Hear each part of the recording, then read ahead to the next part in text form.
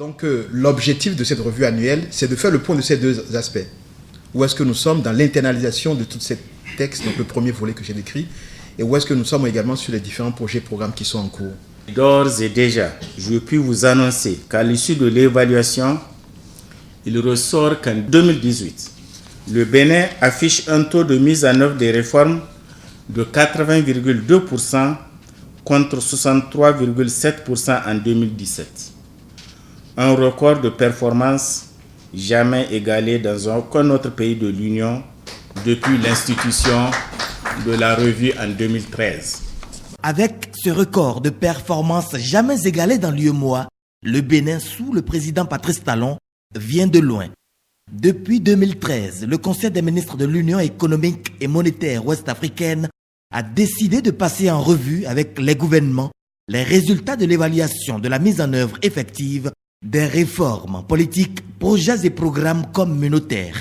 Cette évaluation politique a été précédée d'une revue technique. Au cours de la revue technique, les équipes du Bénin et de la commission de l'UEMOA ont travaillé dans une ambiance empreinte de franche collaboration, de professionnalisme et d'objectivité. Je tiens ici à les féliciter et à les encourager pour la qualité des travaux et pour les conclusions pertinentes qui nous sont livrées.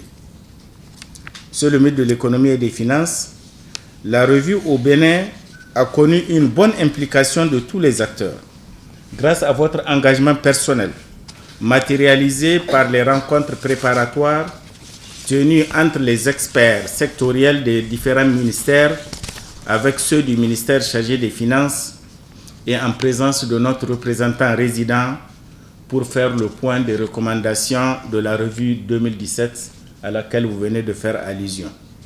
Soyez-en remerciés.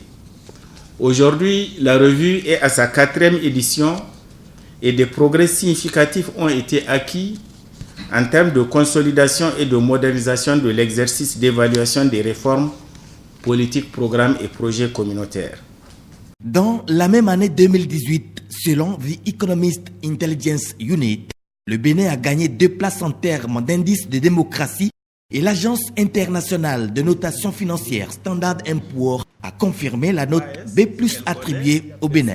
À bras ouverts, en tout sourire, au nom du gouvernement, l'Argentier national, après avoir accueilli la nouvelle, prend d'autres engagements. Ce travail n'a pu être réalisé que grâce à une collaboration entre tous.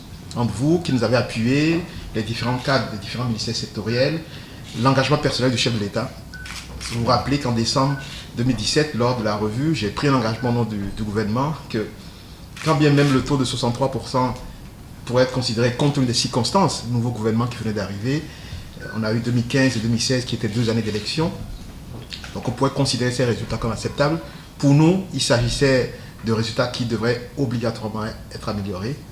Donc nous sommes très heureux aujourd'hui de constater que non seulement nous les avons améliorés, mais j'entends qu'on fait un record jamais égalé dans l'Union. Ça, c'est quelque chose qu'il faut encourager. Ça nous incite à prendre encore un engagement. De 20%.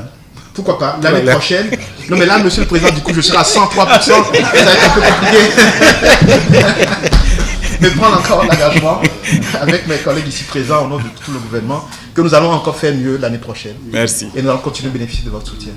Ainsi, avec rigueur, ténacité et engagement du gouvernement, les prouesses se multiplient et à cette allure, Patrice Talon conduira à coup sûr le navire 229 à des destinations insoupçonnées au plan continental et mondial.